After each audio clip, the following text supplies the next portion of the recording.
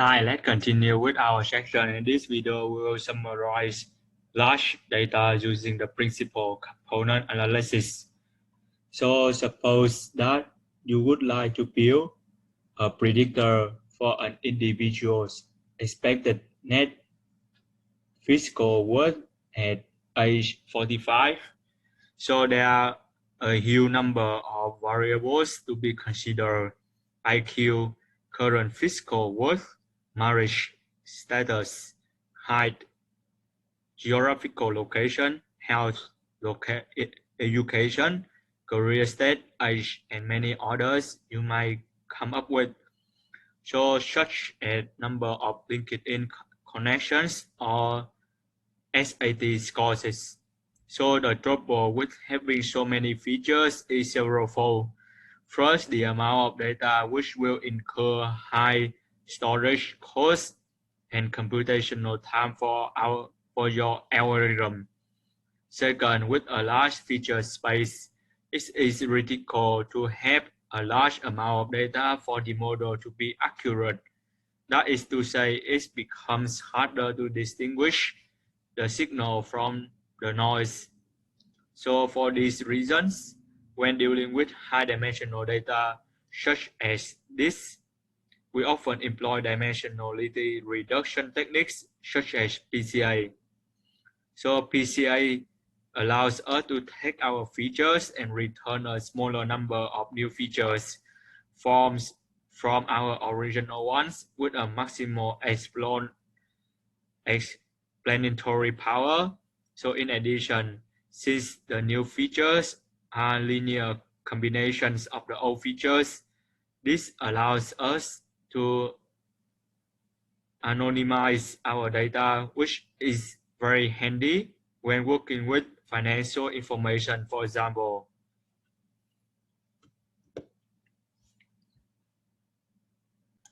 So now is the time to implement it. So let's mount the drive.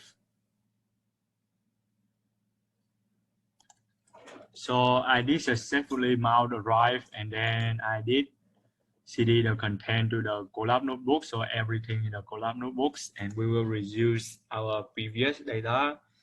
So let's do it. First, we need to import from sklearn dot decomposition.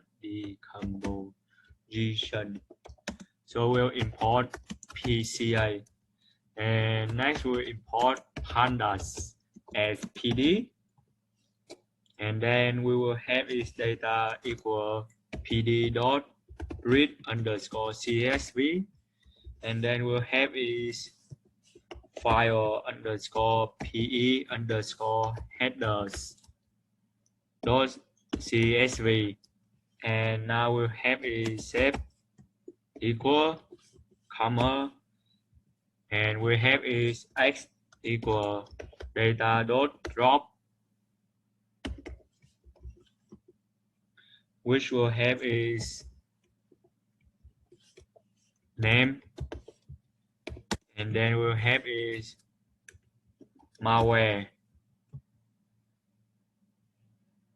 and then comma axis equal to 1, and then dot to underscore numpy.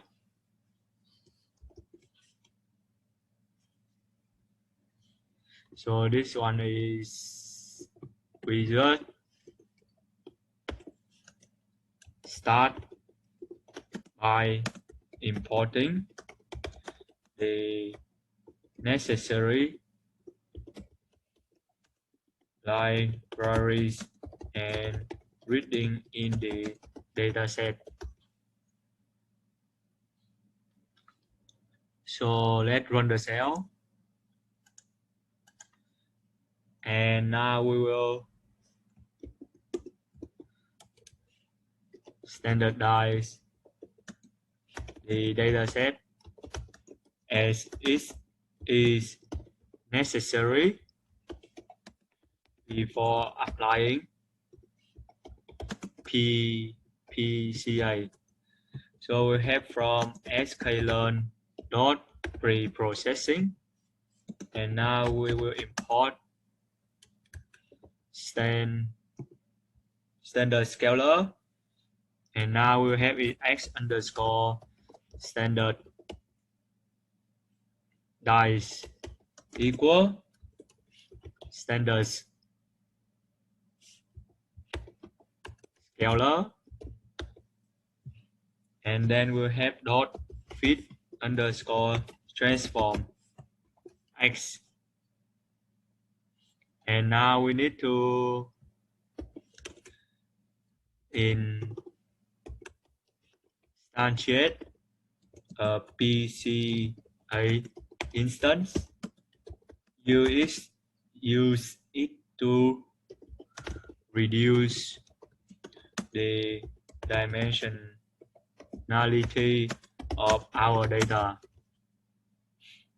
So we'll have a PCA equal PCA, and now we have PCA dot fit underscore transform, and then we'll have a x underscore standardize, and now we will assess the effectiveness of your dimensionality reduction. So now we have a string which will be the PCA dot explain underscore variance underscore ratio underscore, so PCA dot explain underscore variance underscore ratio. So now let's run the cell. So we did successfully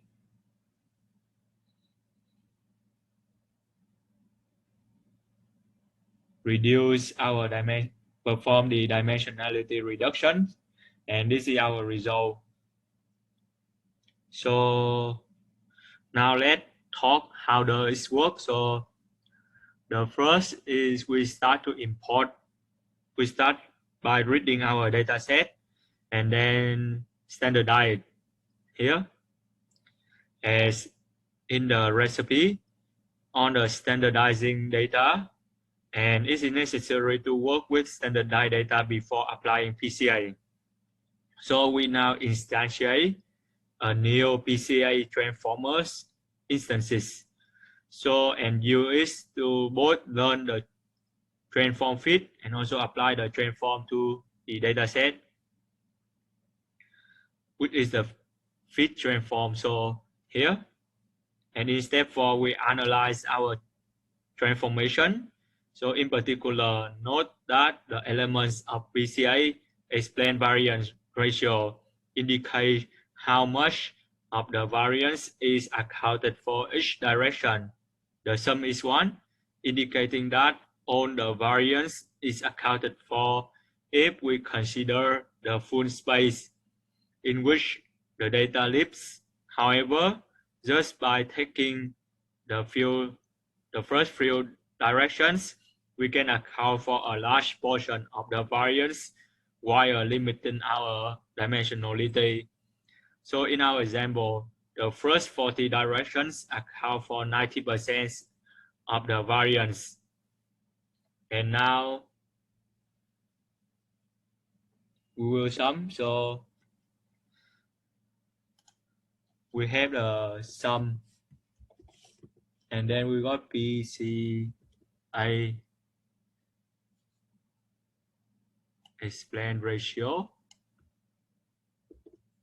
So we do sum on the first 40, which we will have is 0 to 40. And now let's run. So we got around 90, 0.9. So this means that we can reduce our number of features to 40 from 78 while preserving 90% of the variance. So we have a 90% of the variance, and our number of features is 40, and we reduce it from 78. So the implications of this are that many of the features of the PE header are closely correlated, which is understandable as they are not designed to be independent, so they are correlated, and because that they are not designed to be independent. And that is all in this video. So I hope you successfully perform the PCA, the sum of the PCA explain variance ratio, and also you get the assess the effectiveness of your dimensionality reduction. And that is all in this video, and I will see you in the next video. Hi, let's continue with our section, and in this video I will talk about the generating text using Markov chains. So Markov chains are simple stochastic model in which a system can exist in a number of states. So let's write some text for that.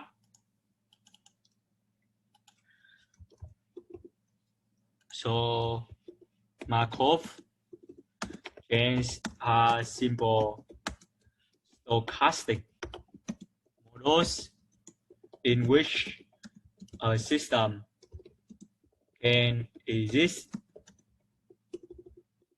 in a number of states. So to know the probability distribution of where the system will be next, it suffices to know where it currently is.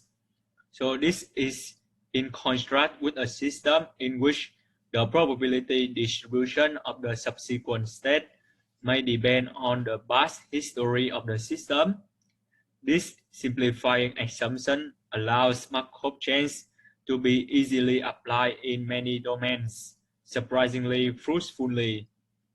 So in this video, we will utilize Markov chains to generate fake reviews, which is useful for pen testing a review system spam detector.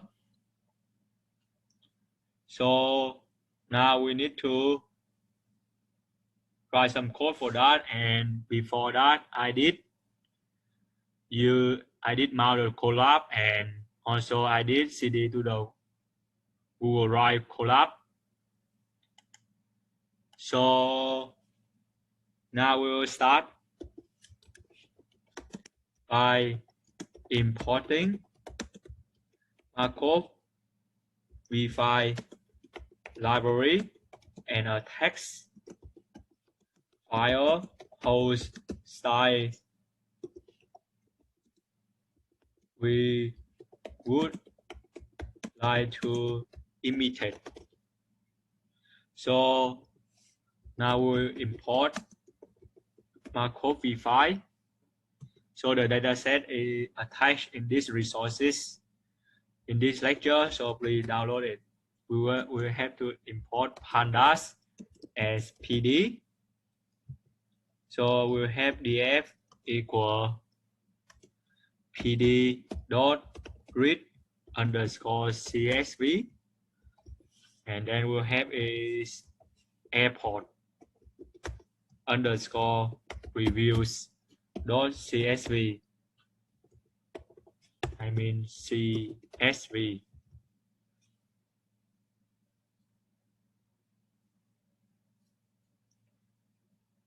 So let's run the cell.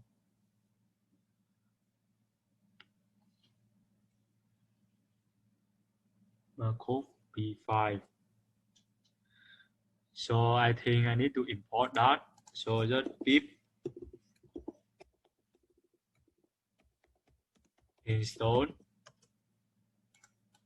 Markov v5. So let's run the cell. So as you can see, that is download the library and it's successfully installed. Now we can use it. So we did successfully use it, and now next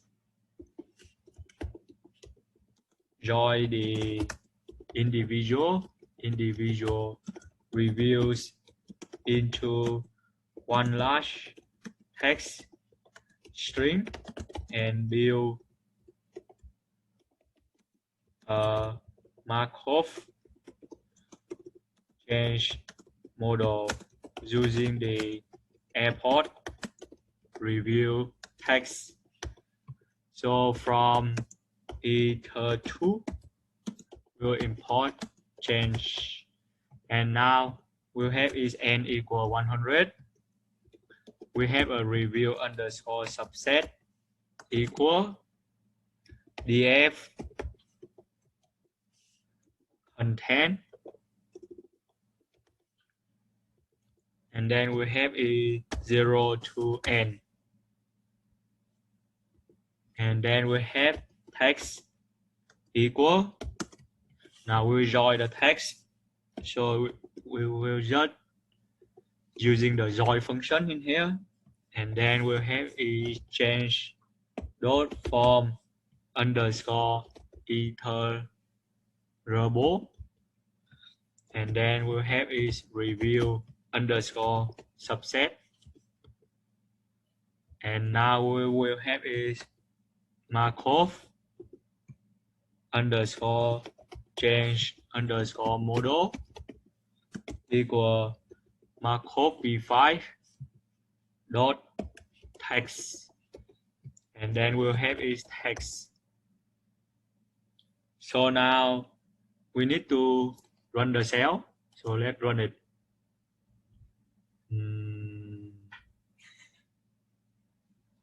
So we don't have the join text equal dot join change dot form from, not from. So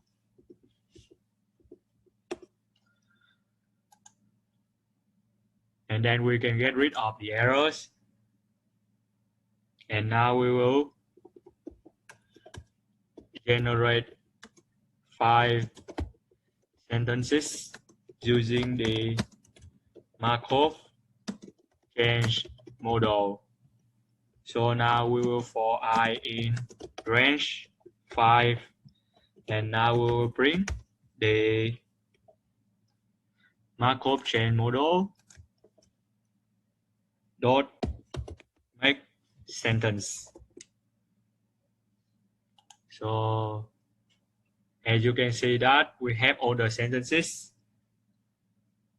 So since we are using the airport reviews, we will have this output after executing this code. So this one is the output of this code. So now we'll generate 3 sentences with a length of no more than 140 characters. So let's do that. We will generate 3 sentences with a length of no more than 140 characters. So now we have for I in range 3, and now we will bring the Markov chain model dot make short sentence which only 140 character. So this one is only limited to 140 characters. So now let's run, and as you see that this is the output.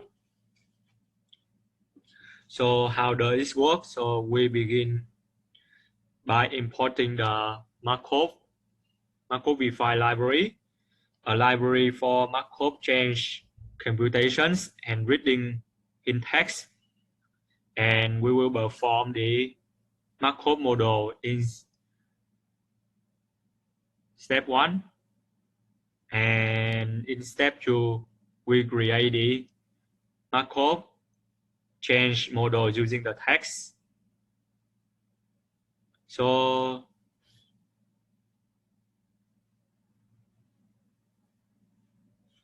and then we apply the Markov chains to, and then we have trained to generate a few sentences in step 3 and 4. So there are 4 steps in here.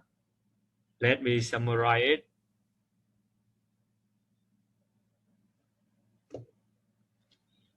So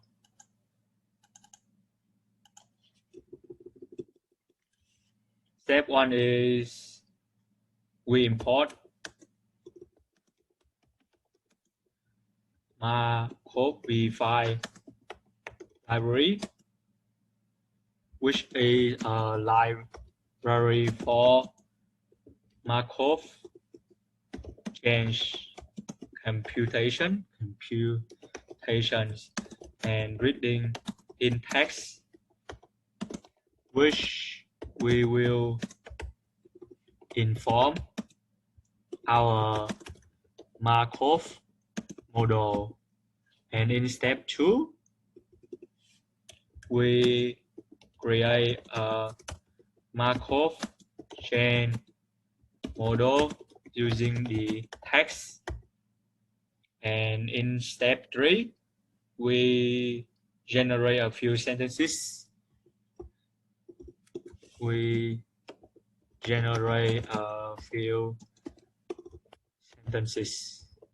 And the same thing for step 4. So we generate a few sentences. So we can clearly see that the Markov chains have captured the tone and style of the text. And finally, we create a few tweaks in the style of the airport reviews using the Markov change. And the last step is we create a few tweaks in the style of the airport reviews using our Markov change. And that is all in this video. So I hope you enjoy it and you can successfully generate the text using the Markov model. And I will see you in the next video. Hi, let's continue with our section. In this video, we'll perform clustering using scikit-learn. So clustering is a collection of unsupervised machine learning algorithms in which parts of the data were grouped based on the similarity. So let's write a definition for that. So clustering is a collection of unsupervised machine learning algorithm in which parts of the data are grouped based on similarity. So for example, cluster may consist of data that is close together in n dimension or Euclidean space. So clustering is useful in cybersecurity for distinguishing between normal and anomalous network activity and for helping to classify malware into families. So let's write some text for that. So clusters may consist of data that is close together in n dimension no Euclidean space. Clustering is useful in cyber security for distinguishing between normal and anomalous network activity and for helping to classify malware into family. So now we will perform clustering using the scikit-learn. So first, I did import the Google Colab, and then I did mount the drive, and you can see that I did mount it at the content at the drive. And now I just cd to the Colab notebooks. So now we just start by importing and plotting the data set. So start by importing and plotting the data set. So now we need to import pandas as PD, and then we need to import plotly dot express. So this one is the plotting library as px. So let's run the cell to see we have any error.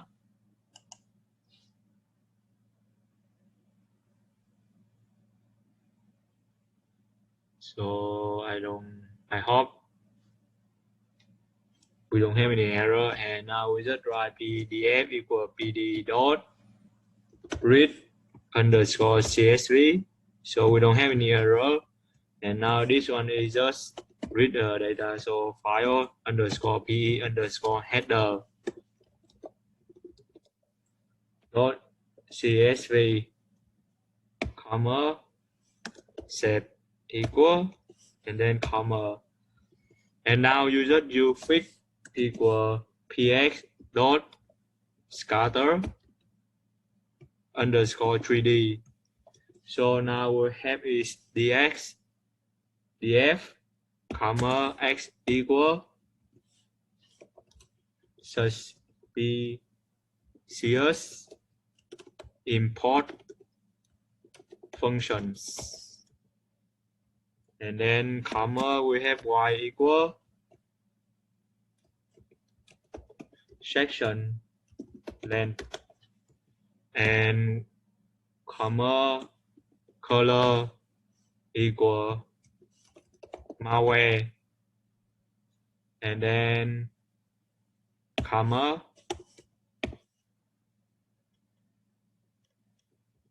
and finally we have fix dot show. So let's run the cell to see what is happened.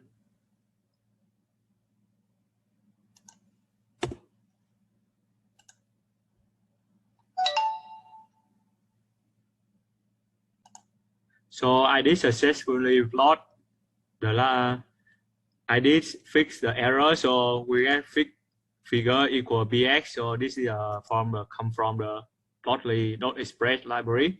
So we dot bx equal dot scatter 3d. So this is a function that plot a 3d, and then we put the data frame in with the y-axis equals suspicious import functions, comma, and then the x is suspicious import functions, y is a section length, z is a suspicious name section. So because they are 3D, so we have x, y, and z, and color equal malware, and then comma, and then fix dot show. So this is our result. So as you can see, if you hover it, you can see there is a suspicious import function is 0, section equal 12, suspicious name section equal 0, and malware equal 0. However, if we hover to the 0, we have malware equal 1, and then if we go through, so if we go to here, we have a suspicious import function is 27, section length is equal 26, and malware is equal to 1. So it's a very good graph. So you can jump in and you can jump out as well. So you can see on the point here is in a 3D. And now we can extract the features and the target labels. So let's write some code for that. Extract the feature and target labels. And now we have y equal df. We have is malware, and now we have x equal df dot drop. We have name, hammer, malware, and then we have access equal to 1 dot 2 underscore numpy. So we just run the cell. So now we will import a scikit-learn clustering module and feed k-means model with 2 clusters to the data. So now we'll have is from sklearn dot cluster will import k-means. So and now we'll have a estimator equal k-means.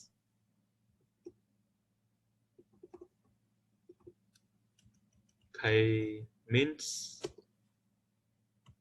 and then we have number of cluster is n underscore cluster equal to length, and then we have set y, and now we have a estimator dot fit, we have x. So let's run the cell.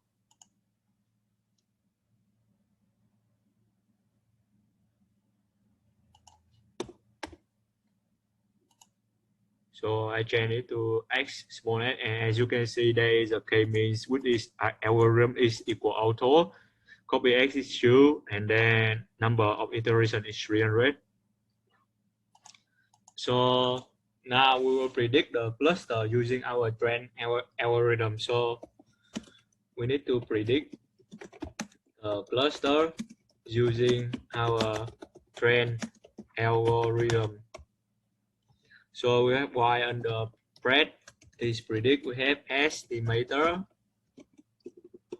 dot predict. We have x, and now we have df is breadth equal y underscore breadth, and now we do the same thing. So just copy and then paste here. Equal df breadth dot as type will have is category.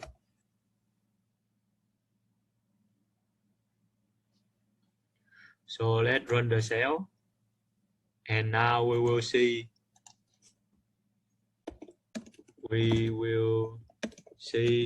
how the algorithm did and plot the algorithm clusters. So we will do the same. We just copy here the code that we wrote before and then paste here. So fix dx dot scatter 3D. We have df x y, and now we will have color equal red, and now we have is fix dot show. So let's run the cell. Just wait for a bit, and now we got our result. So the results are not perfect, but we can see that the clustering algorithm capture much of the structure in the dataset. So we have breadth equal 0 and breadth equal 1 here. So that is a really good plot. And how does it work? So we start by importing our data set.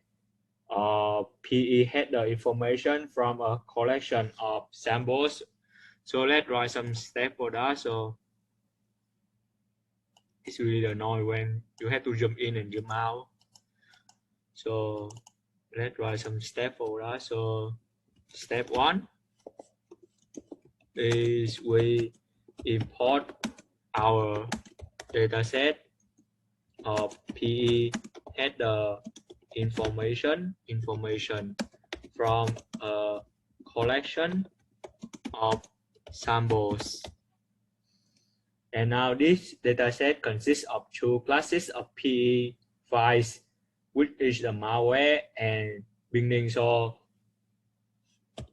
this dataset consists of two classes of PE files, which are malware and pinning. So we can use Plotly to create a nice looking interactive 3D graph. So we did use Plotly to plot 3D graph. And then we proceed to prepare our dataset for machine learning. And in step 2, we set. So in step 2, we set X as the features and Y as the classes of the data set. So based on the fact that there are two classes, we aim to cluster the data into the groups that will match the sample classification. So we set Y on cap block. So we set X as the feature and Y as the classes of the data set. So we aim to cluster the data into two groups.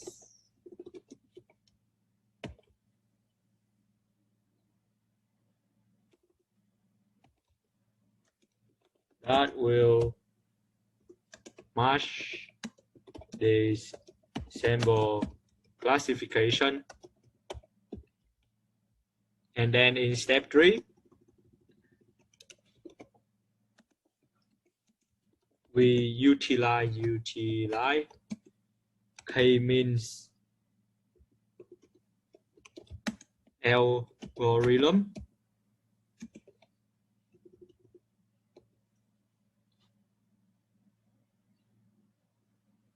So with a thoroughly trained clustering algorithm, we are ready to predict on the testing set.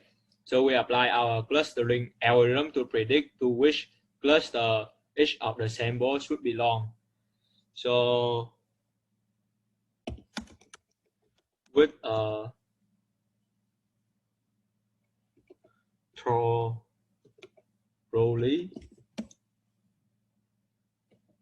trained clustering algorithm, we are ready to predict on the testing set. So in step 4, we apply our clustering algorithm to predict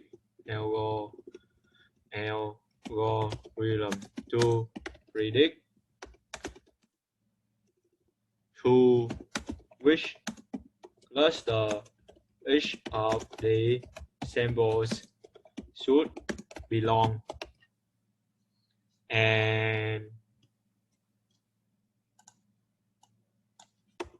step 5 is we see that clustering has captured a lot of underlying information as it was able to fit the data well.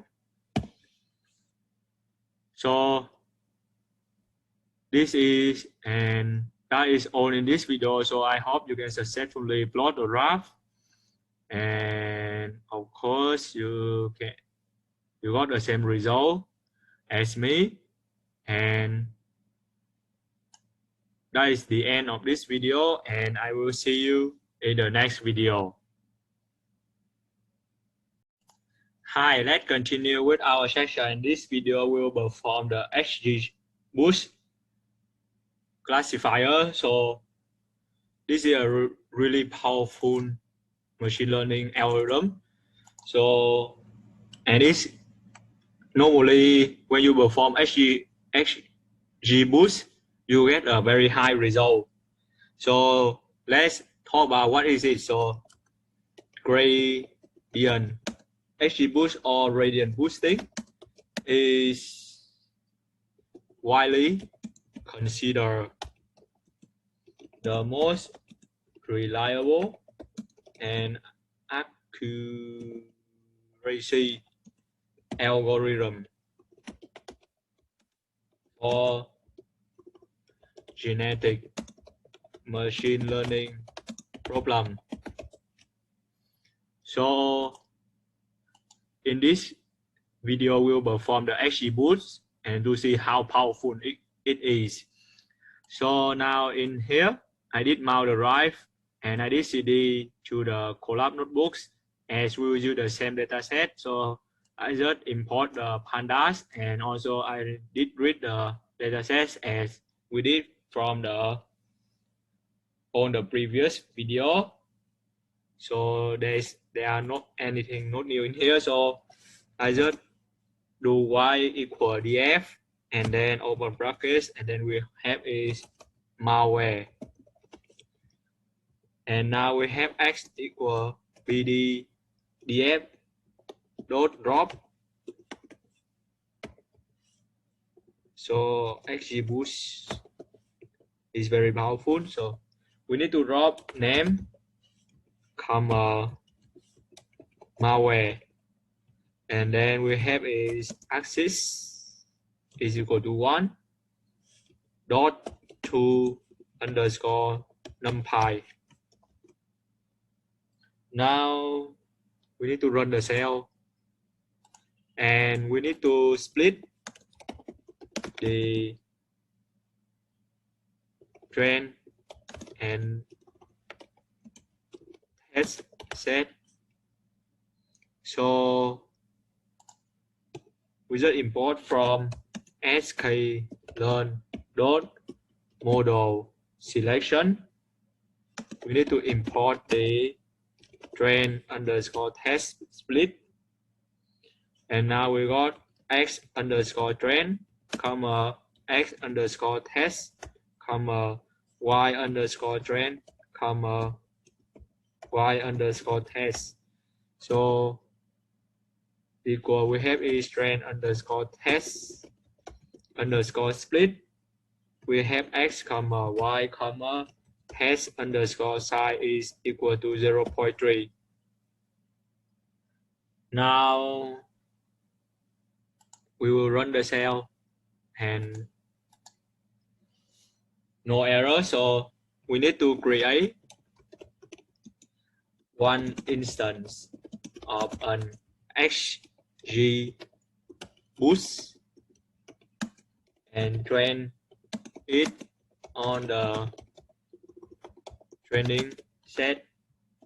So it's very simple. Just from XGBoost import XGB classifier, and now we hot XGB underscore model underscore instance, we have is XGB classifier, open brackets, close brackets, and now we just copy this one and then dot fit x underscore trend, comma y underscore trend. So let's run the cell. So we got the information about XGB classifier. We have base score is equal 0.5, booster equal GP3, and then we got learning rate 0.1, max delta step. Max step is 3 and mean child weight. And we got all the necessary information. So now we will assess its performance on the testing set. So we just from sklearn dot matrix, and we will import is accuracy score. So we got y underscore test underscore spread equal XGB model instant dot predict where x underscore test, and of course we do the accuracy equal accuracy dot score. We got a is y underscore test, comma y underscore test underscore spread, and now we will bring our accuracy. This will be percentage 0.2 f percentage, and now we got is percentage accuracy times 100. So now let's run the cell, and this got around 99%, so that is really good. So we can, so basically how does it work? So we will write some steps for that to explain. So step 1 is reading our data set. Step 2 is we create a trend and a test split, and then step 3 is we proceed to instantiate an XG boost classifier with the 4 parameters and fit it into our training set. And step, I think I just need to delete this one. And in step 4, we use our XG boost classifier to predict on the testing set, and we then produce the measure accuracy of our XG boost model prediction.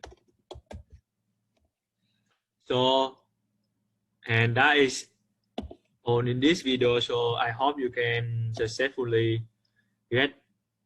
run the XG boost, and I hope you can get the same accuracy as mine or maybe higher. And I will see you in the next video.